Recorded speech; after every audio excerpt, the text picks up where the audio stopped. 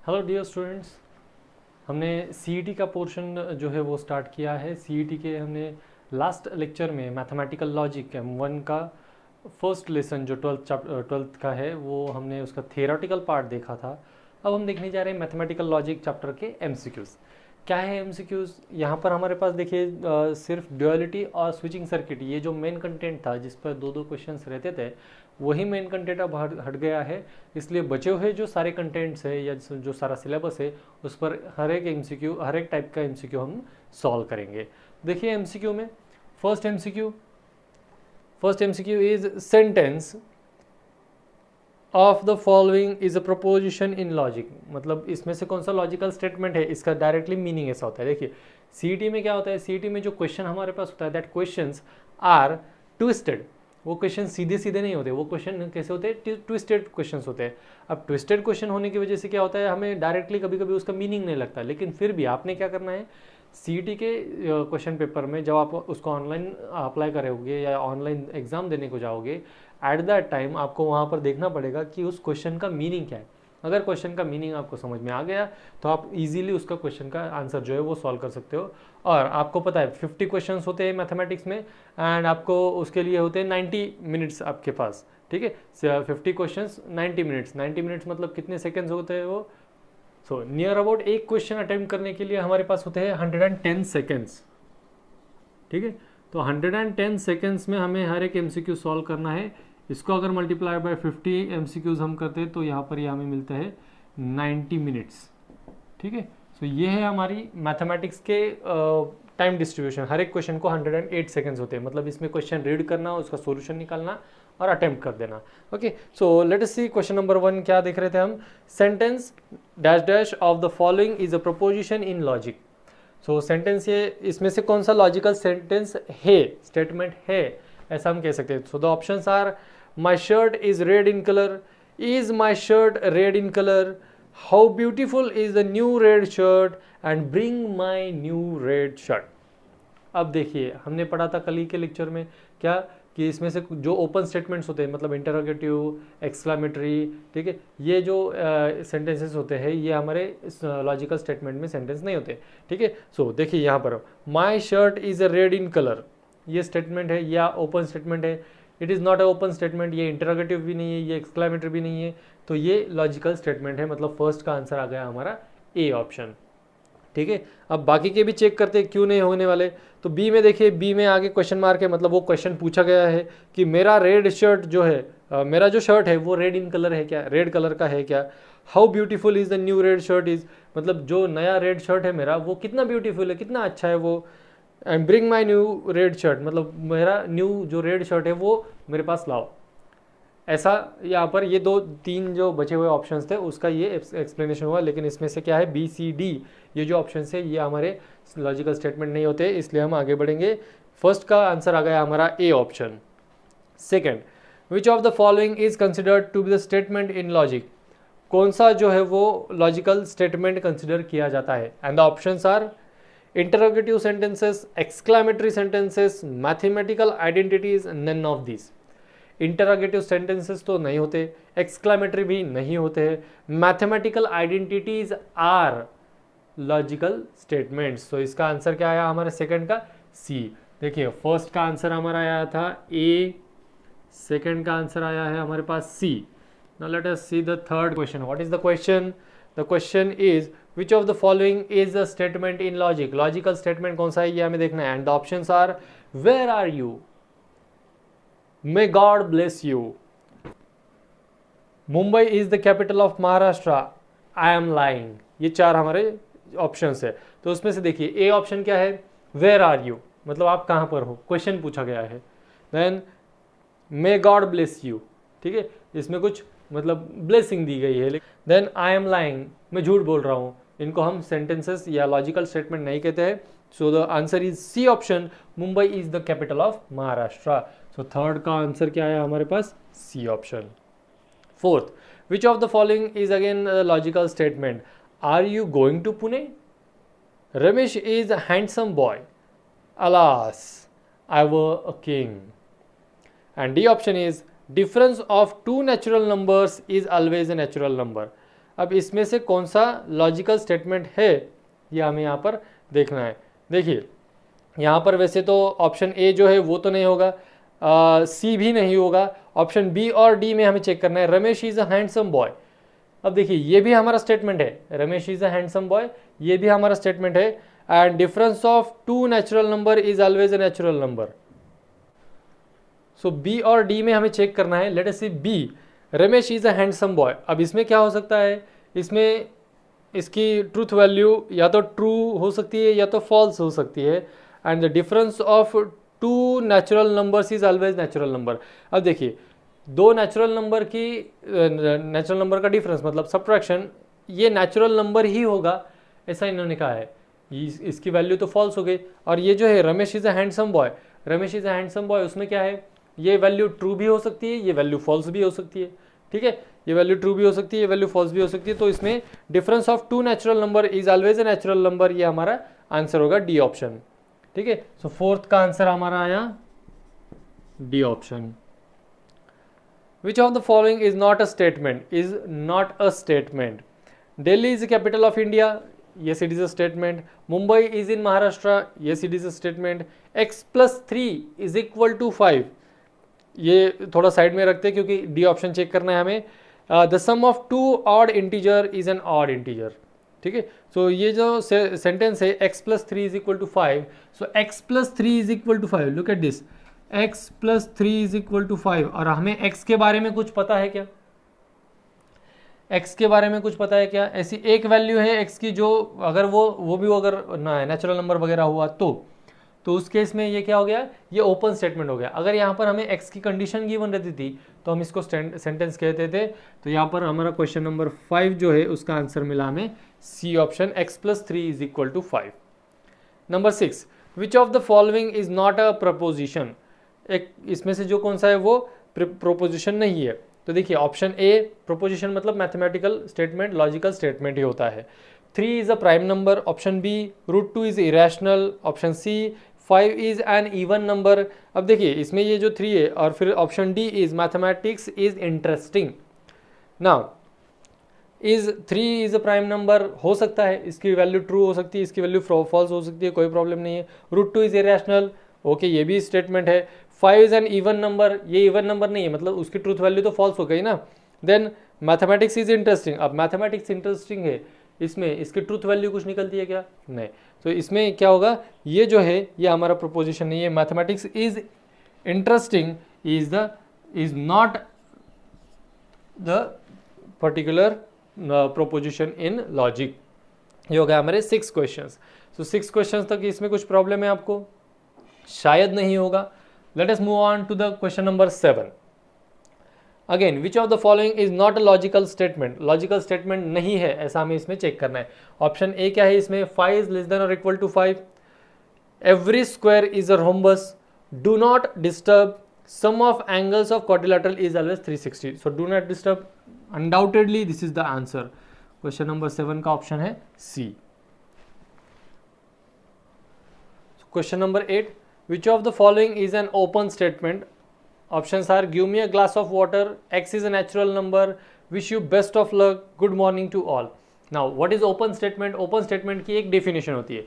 The definition is जब किसी statement में जब हम वो वहाँ पर जो स्टेटमेंट दिया जाता है उस स्टेटमेंट को पर्टिकुलर वेरिएबल से इंटरचेंज करते हैं, चेंज करते हैं, तब उसमें उसकी ट्रूथ वैल्यू आइदर ट्रू और फॉल्स आती है, तब उसको हम ओपन स्टेटमेंट कहेंगे। तो यहाँ पर x is a natural number, इसको अगर हम किसी एक स्टेटमेंट में डाल दें, मतलब इसको अगर p कंसिडर करें, तो यहाँ पर इसकी ट्रूथ वैल्यू ट्रू और फॉल्स निकल सकती है। So b is the option for 8th question. Then question number 9, the word which combine 2 simple statements are called. 2 simple statement को कंबाइन करने वाला जो है वो लॉजिकल कनेक्टिव्स होता है, इसलिए यहाँ पर हम ऑप्शंस को भी नहीं जाएंगे। ऑप्शन है A disjunction, B conjunction, C logical connective and D components. So यहाँ पर इसका अनडाउटेडली जो आंसर है वो 9th का आएगा C option.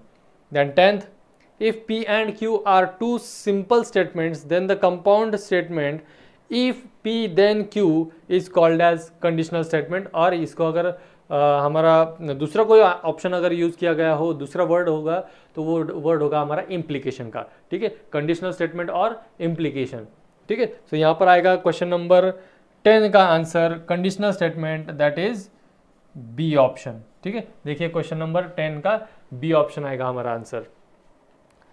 Question number 11, for the statements R and S, दो स्टेटमेंट्स है हमारे पास। देखिए अब question number 11, R and S, ऐसे हमारे पास दो स्टेटमेंट्स है। R implies S is read as R implies S, then R is called as, ये जो आर है यहाँ पर ये आर इम्प्लाइज एस है, ठीक है। तो ये क्या हो गया, if R then S, implication conditional statement है। तो यहाँ पर क्या पूछा गया है हमें, then R is called as, तो आर को हम क्या कहेंगे, इसको कहेंगे हम एंटीसीडेंट। मतलब देखिए 11th में options consequent and A option is consequent, B option is antecedent, C option is prime component and D option is logical connective. So इसको हम कहते हैं antecedent. So यहाँ पर 11 का ऑप्शन आएगा option B. Then let us see question number 12. What is question number 12? For the statements P and Q, P implies Q is read as P implies Q. Here Q is called as, मतलब यहाँ पर जो R और S में था वो यहाँ पर अभी P और Q में रिलेशन है, लेकिन यहाँ पर हमें Q के बारे में पूछा गया, तो Q क्या होता है यहाँ पर, कॉन्सिक्वेंस, ठीक है। सो यहाँ पर देखिए 12 में ऑप्शंस, ए ऑप्शन है कॉन्सिक्वेंट, बी ऑप्शन है antecedent, C option prime component, D option logical connective. So हमें पता है ये क्या होता है, this is nothing but the consequent. Consequent मतलब यहाँ पर आया A option. Number 13, if P is sufficient for Q, if P is sufficient for Q is the statement, यहाँ पर क्वेश्चन ऐसा है, the statement P is sufficient for Q is also expressed as, मतलब P is sufficient for Q, P is sufficient for Q, ये हमारा एक statement है। अगर या ऐसा स्टेटमेंट कुछ अगर है तो इसको और कैसे हम एक्सप्रेस कर सकते हैं, देखिए यहाँ पर ए ऑप्शन है Q whenever P, B option P only if Q, P implies Q, ठीक है। तो इसमें देखिए Q व्हेनेवर P, मतलब Q व्हेनेवर P मतलब जब भी P होगा तब Q होगा, ठीक है। देन बी ऑप्शन क्या है, P only if Q, P only if Q, ठीक है। तो P ओनली इफ Q में देखिए फिर P इम्प्लाइज Q, मतलब P ओनली इफ Q और P इम्प्लाइज Q, दोनों या तीनों, मतलब A B C तीनों ऑप्शंस का जो मीनिंग है वो मीनिंग सेम आते हैं, दैट मीन्स द इम्प्लीकेशन। तो ये जो है ये किसके लिए है, ये इम्प्लीकेशन के लिए है। तो यहाँ पर ऑप्शन आएगा डी ऑप्शन। डी ऑप्शन क्या आएगा, all of this. So P is sufficient for Q, Q whenever P, P only if Q and P implies Q, ये जो है ये चारों के चारों सेम यहाँ पर हमें शॉर्टकट मिल गए, ठीक है। शॉर्टकट किस लिए, इम्प्लीकेशन के लिए, कंडीशनल स्टेटमेंट के लिए, ठीक है। सो कंडीशनल स्टेटमेंट को ऐसे चार तरह से हम लिख सकते हैं। ये हमने कल के लेक्चर में पढ़ा था कि इम्प्लीकेशन को और क्या किस किस फॉर्म में लिखते हैं, तो एक फॉर्म हमें और इसमें ऐड हो गया, ठीक है। ये हो गया हमारा question number 13। Now look at question number 14। क्या है question number 14, the compound statement P double implies Q. Question number 14, P double implies Q means, इसका मतलब क्या होता है, A ऑप्शन है P only if Q, B option है Q is necessary for P, then C option if P then Q and if Q then P, and last option D is Q if P। अब देखिए P only if Q ये conditional का हो गया, Q is necessary for P ये भी conditional का हो गया, देन Q इफ P ये भी कंडीशनल का हो गया, बट C ऑप्शन जो है that is the by conditional statement. तो यहाँ पर 14 का आंसर आएगा C ऑप्शन। 14 का आंसर आएगा C option, that is if P then Q and if Q then P। ये हो गया P implies Q and Q implies P, that is nothing but the symbolic या logical equivalence of P double implies Q, ठीक है। Then question number 15, look at the question number 15। क्या है question, the question is all of the following different forms of statement, that is P is necessary and sufficient condition for Q, P is equivalent to Q, P implies Q and conversely, P I double F मतलब it is the short form of if and only if, P if and only if Q. So ये जो चारों के चारों statements है are called dash dash statement. तो वो statement क्या कहलाते हैं? ए ऑप्शन है हमारे पास कंडीशनल, फिर implication, then biconditional and conjunctions. ठीक है, तो इसमें से देखिए कंडीशनल है क्या? ये कंडीशनल नहीं, यहाँ पर if and only if word use किया गया है. अब अगर वहाँ पर if and only if word use किया जाता है तो वो कौन सा बनता है? Bye conditional. तो ये चारों के चारों किसके हैं? बाय कंडीशनल के. तो बाय कंडीशनल ऑप्शन कौन सा है यहाँ पर? C option. सो 15 का आंसर हो गया हमारा सी. Okay, understood? Now let us see question number 16. What is this question? Dash dash is the symbolic representation of compound statement using the statement letters and one or more connectives. मतलब ये क्या होता है, इसको हमें चेक करना है. तो first is A option is assertive sentence, B option is prime component, C option is alternation and D option is statement pattern. Undoubtedly इसका आंसर क्या आने वाला है? डी ऑप्शन, क्योंकि यहाँ पर ये स्टेटमेंट पैटर्न होता है. क्यों स्टेटमेंट पैटर्न? क्योंकि symbolic representation of compound statement using statement letters and one और मोर कनेक्टिव्स. मतलब कनेक्टिव्स अगर हम उसमें यूज कर रहे हैं तो वो क्या बन जाता है, और कंपाउंड स्टेटमेंट अगर वो बनता है तो उसको हम लॉजिकल स्टेटमेंट पैटर्न या उसको स्टेटमेंट पैटर्न हम कहते हैं. ये हो गया हमारा question number 16. Now question number 17. What is question number 17? If R is a prime number. देखिए R एक स्टेटमेंट कंसिडर किया गया जो क्या है, 17 is a prime number and S is the statement considered as 17 is an odd number. Then क्या है? Then the statement 17 is a prime number and it is an odd number is denoted by. 17 is a prime number मतलब क्या है? वो R statement है and 17 is odd number वो S statement है. और जो हमें यहाँ पर क्वेश्चन दिया गया है उस क्वेश्चन में क्या है? एंड मतलब होता है conjunction. Conjunction means this. So R conjunction S. इसको हमें सिंबॉलिकली रिप्रेजेंट करना था तो वो सिंबॉलिकल रिप्रेजेंटेशन मिल गया हमें R कंजंक्शन S. तो इसमें से ये है D option. Question number 18. P is the statement quadrilateral ABCD is a rectangle. Q statement quadrilateral ABCD is a parallelogram. Then the logical statement if quadrilateral ABCD is a rectangle. If है मतलब यहाँ पर implication आएगा. If it is rectangle मतलब if quadrilateral ABCD is a rectangle then मतलब if P then Q. तो P implies Q. P implies Q. यहाँ पर हमारे पास है सी ऑप्शन में, तो इसका ऑप्शन आया सी ऑप्शन 18 का. Question number 19. Ambani is rich. इसको एक आर स्टेटमेंट से रिप्रेजेंट किया गया है एंड अंबानी इज सैड. इसको एस स्टेटमेंट से रिप्रेजेंट किया गया है. Then the statement it is not true that. क्या ट्रू नहीं है? जो कुछ भी दिया है वो ट्रू नहीं. It is not true that मतलब जो आर और एस में जो भी रिलेशन दिया गया होगा वो नॉट ट्रू है. It is not true that Ambani is poor and sad. अब देखिए अंबानी इज रिच, ये हमें स्टेटमेंट गिवन था, तो रिच का अपोजिट होता है पुअर. सो ये आर का negation. It is not true that Ambani is poor. अगर अंबानी रिच है तो वो आर रहेगा, अगर अंबानी पुअर है तो वो उसका निगेशन मतलब negation of R. And is sad. Ambani is sad. ठीक है, एस स्टेटमेंट था हमारे पास. Ambani is sad therefore S as it is रहेगा. सो यहाँ पर देखिए कौन सा कनेक्शन यूज होने वाला है. एक तो it is not true that मतलब negation of Ambani is not true and Ambani is not poor and sad मतलब वो सैड तो है लेकिन वो क्या नहीं है, वो पुअर नहीं है. तो यहाँ पर एंड है मतलब कंजंक्शन लगेगा. So negation of negation R conjunction S, ये हमारा ऑप्शन यहाँ रहेगा यहाँ पे. सो क्या है वो ऑप्शन? देखिए यहाँ पर option is A option is R conjunction negation S.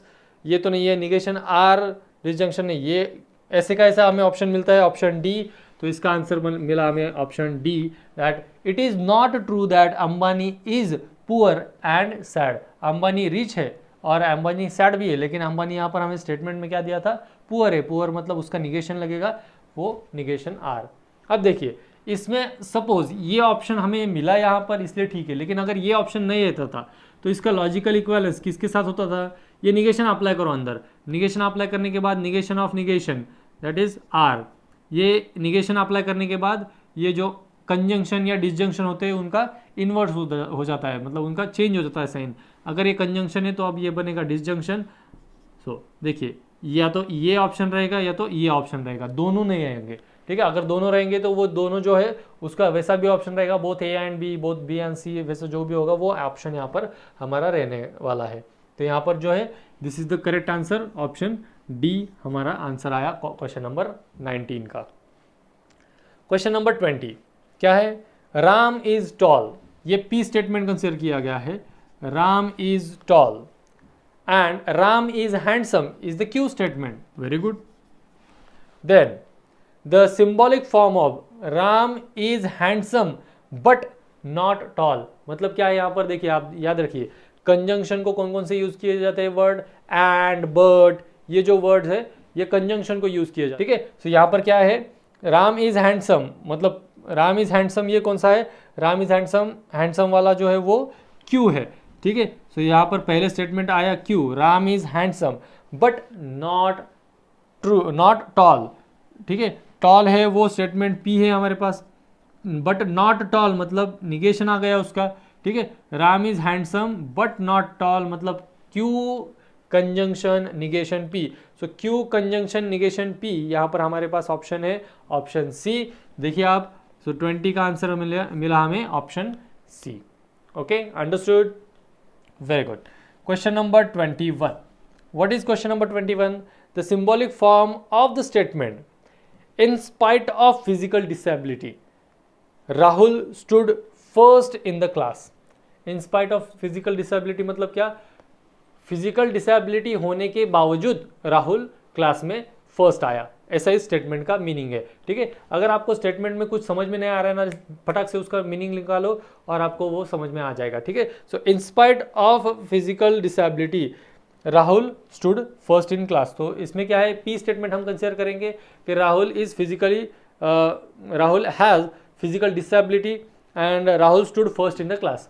तो इन स्पाइट मतलब क्या होता है, होने के बावजूद, मतलब वो बट एंड उसी के अलॉन्ग वो उसी के सिनोनिम जैसा ये वर्ड हो जाता है। सो इंस्पायर्ड मतलब यहाँ पर फिजिकल डिसेबिलिटी होने के बावजूद राहुल स्टूड फर्स्ट, मतलब यहाँ पर कुछ नॉट नहीं है, कुछ नहीं है, कुछ नहीं है। So P and Q will be our इसका logical statement. So P and Q मतलब हो गया हमारे यहाँ पर ऑप्शन बी, ठीक है। इंस्पायर्ड, तो यहाँ पर अगर समझो inspired of physical disability Rahul unable to stand first in, या due to physical disability Rahul cannot, या Rahul unable to stood first in the class, ये अगर ऐसा स्टेटमेंट बनता था क्या, due to physical disability Rahul unable to stand और stood first in the class, तो वहाँ पर फिर कुछ निगेशन होता था क्योंकि वहाँ पर नॉट लगा हुआ है, ठीक है। लेकिन यहाँ पर ऐसा कुछ भी नहीं है, तो ये पी एंड क्यू मतलब पी कंजंक्शन क्यू, ऐसा हमारे इस क्वेश्चन नंबर 21 का आंसर हमें मिला बी ऑप्शन।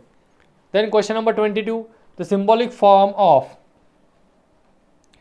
क्या है question, the symbolic form of the statement Sandeep neither likes tea nor coffee but enjoys a soft drink, ठीक है।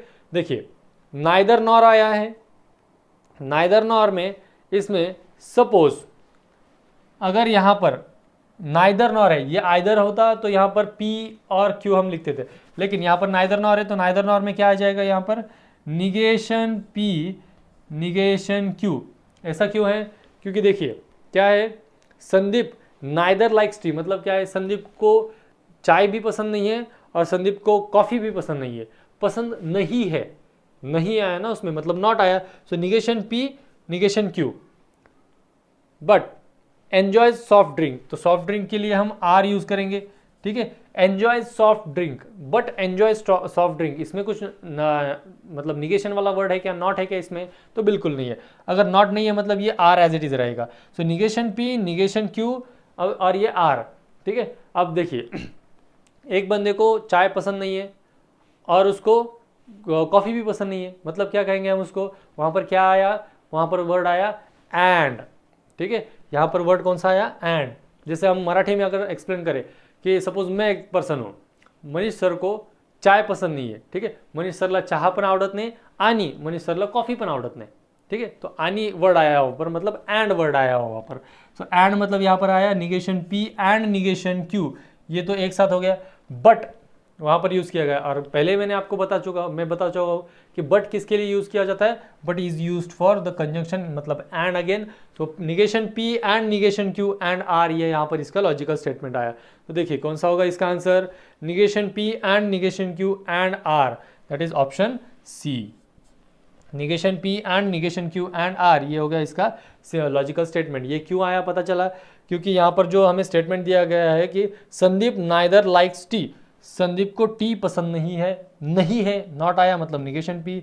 नाइदर नॉर कॉफ़ी मतलब चाय कॉफ़ी भी पसंद नहीं है मतलब निगेशन क्यू, ठीक है। और उसमें ये भी पसंद नहीं और वो भी पसंद नहीं है, इसलिए यहाँ पर एंड आएगा, कंजंक्शन आएगा, और उसके बाद है आर, बट उसको क्या पसंद है, सॉफ्ट ड्रिंक पसंद है, तो वो क्या कहिएगा यहाँ पर एंड आके आर, ठीक है। तो ये हो गया negation P and negation Q and R, option C आया हमारा क्वेश्चन नंबर 22 का।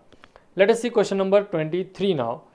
रोहित इज टॉल, ये एक स्टेटमेंट है हमारे पास क्वेश्चन नंबर 23 के लिए। Rohit is tall, that is, इसको कंसिडर करेंगे हम P. Then Rohit is handsome, Rohit is tall, Rohit is handsome. Then the symbolic form that it is not true that Rohit is short. Rohit tall है, तो Rohit is short मतलब negation P. Then or not handsome, Rohit handsome है, ऐसा हमारे पास Q statement है, तो not handsome मतलब ये negation लगा यहाँ पर। और क्या दिया गया है हमें यहाँ पर, और है Rohit is short और नॉट हैंडसम, और उसके आगे क्या लगा है, it is not true that, just like this Ambani, it is not true that Ambani is poor, ठीक है। तो यहाँ पर ये जो एग्जांपल है ये इसी टाइप का हो गया। It is not true that मतलब जो भी आएगा उसको हमें निगेशन लगा देना है। क्या है यहाँ पर, Rohit is not, Rohit is short मतलब टॉल का अपोजिट हो गया, so negation P. And Rohit is handsome का निगेटिव हो गया, रोहित इज नॉट हैंडसम, तो ये निगेशन क्यू, और दोनों में और लगा है तो ये और, ठीक है। So look at the options, ये ऑप्शन है क्या उसमें, negation of negation P and negation Q है। अब आपको देखिए यहाँ पर हमारा आया है और, मतलब डिसजंक्शन है, और यहाँ पर जो ए ऑप्शन है, ए ऑप्शन में है हमारे पास कंजंक्शन, सो ए ऑप्शन इसका आंसर नहीं हो सकता। आपको लगेगा सर यहाँ पर ये तो और है, वहाँ पर एंड है, प्रिंट मिस्टेक हो सकती है, कोई नहीं प्रिंट मिस्टेक है यहाँ पर। अगर प्रिंट मिस्टेक होती है तो आपको एंड में उसका क्रेडिट दिया जाएगा, लेकिन वो क्वेश्चन अटेम्प्ट किया हुआ होना चाहिए, ठीक है। सो यहाँ पर ये और है, डिसजंक्शन है, इसलिए ऑप्शन में भी हमें डिसजंक्शन वाला ही ऑप्शन देखना है, जिसमें negation of negation P disjunction means और निगेशन क्यू, तो ऐसा ऑप्शन यहाँ पर तो नहीं है। लेकिन निगेशन पी निगेशन क्यू ये जो है ये सी ऑप्शन है। Negation of P negation P implies negation Q ये भी नहीं है, लेकिन बचता है डी ऑप्शन। देखिए अब हमें क्या करना पड़ेगा, ये ऑप्शन तो हमारा नहीं है, तो इसका लॉजिकल इक्विवेलेंस फाइंड आउट करना पड़ेगा। निगेशन को अप्लाई करो अंदर, ये negation of negation P that means P, negation अंदर अप्लाई करने के बाद क्या हो जाता है, ये जो और है ये एंड में कन्वर्ट हो जाएगा, और ये negation of negation Q is Q, ठीक है। कौन सा लॉ होता है ये, निगेशन ऑफ निगेशन वाला, निगेशन ऑफ निगेशन मतलब होता है इन्वोल्यूशन लॉ, ठीक है। तो ये निगेशन ऑफ निगेशन पी मतलब पी, निगेशन ऑफ और is and negation of negation Q is Q, so P and Q मतलब मिला हमें ऑप्शन डी। तो 23 का आया option D. Late us see question number 24। Question number 24 P option है, या पी स्टेटमेंट कंसिडर किया गया है कि monsoon is very good this year, और क्यू है the rivers are rising. Monsoon is very good this year and Q statement is rivers are rising. Then the symbolic form of neither the monsoon is very good this year. Neither मतलब monsoon इस साल अच्छा नहीं है, मतलब इसका negation, the rivers are rising, nor the rivers are rising, मतलब ये रिवर्स राइज ही नहीं हो रहा है, ठीक है, मानसून भी अच्छा नहीं है और रिवर्स का पानी भी नहीं बढ़ रहा है, ठीक है, सो दोनों निगेशन में है। अब यहाँ पर क्या दिया गया हमें, यहाँ पर हमने बताया था आपको, नाइदर नॉर अगर है तो negation of first statement, negation of second statement, और उसमें लगता है and. So negation P and negation Q, देखिए ऑप्शंस का क्या क्या क्या है हमारे पास। ए ऑप्शन है यहाँ पर P and negation Q, B option है यहाँ पर negation P and negation Q. So 24 का ये है हमारा बी ऑप्शन, जिसका आंसर क्या मिला, negation P and negation Q. Now question number 25, what is this question? Question A, जिसमें कंसिडर किया गया है रवि रेसिस। रवि रेसिस ये हमारा एक सेंटेंस है, ये स्टेटमेंट से P and Q statement consider किया गया है दैट रवि विंस, मतलब यहां पर क्या है, रवि रेसिस, रवि भाग रहा है, और क्यू क्या है, रवि विंस, मतलब रवि जीत गया। तो हमें क्या करना है, the verbal form of, verbal form निकालना है। अभी हमने सिंबॉलिक फॉर्म निकाला था, अब हमें वर्बल फॉर्म निकालना है। Verbal form of negation of P और negation Q, negation of P और निगेशन क्यू। देखिए निगेशन, सबको निगेशन लगाए बाहर, मतलब क्या, it is not true that. अगर it is not true that वाला कोई ऑप्शन है यहाँ पर तो वो देखते हैं हम। देखिए ए ऑप्शन है Ravi does not race and Ravi does not win, ये देखेंगे हम बाद में अगर ये ऑप्शन है तो।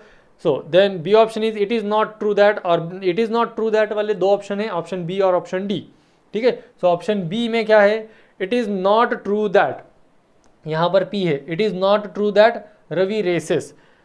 सो it is not true that Ravi races, B option में भी देखिए और डी ऑप्शन में भी देखिए, दोनों में यहाँ तक का पार्ट सेम है। यहाँ पर है डिसजंक्शन, डिसजंक्शन मतलब होता है और, it is not true that Ravi races, B option cut गया क्योंकि बी ऑप्शन में एंड था, रहा सिर्फ D option, it is not true that Ravi races. और निगेशन क्यू है, निगेशन क्यू मतलब क्यू क्या है, रवि विंस, उसका opposite Ravi does not win, that means the D will be the final answer for us question number 25। यह हमारा question number 25 का option मिला, हमें आंसर मिला डी, जिसको वर्बल फॉर्म में हमें करना था। क्या है यहाँ पर देखिए, निगेशन मतलब it is not true that, ठीक है, ये हो सकता है it is not true that. फिर पी क्या है, रवि रेसेस,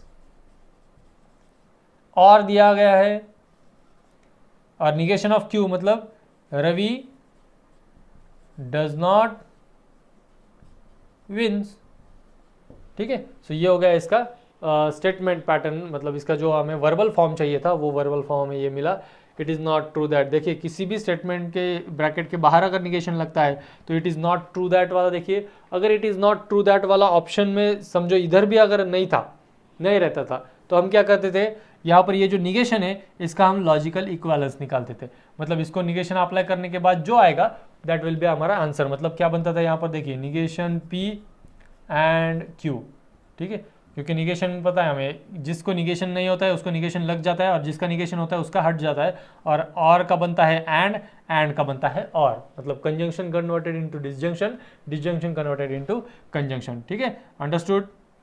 ये हो गया हमारा क्वेश्चन नंबर 25।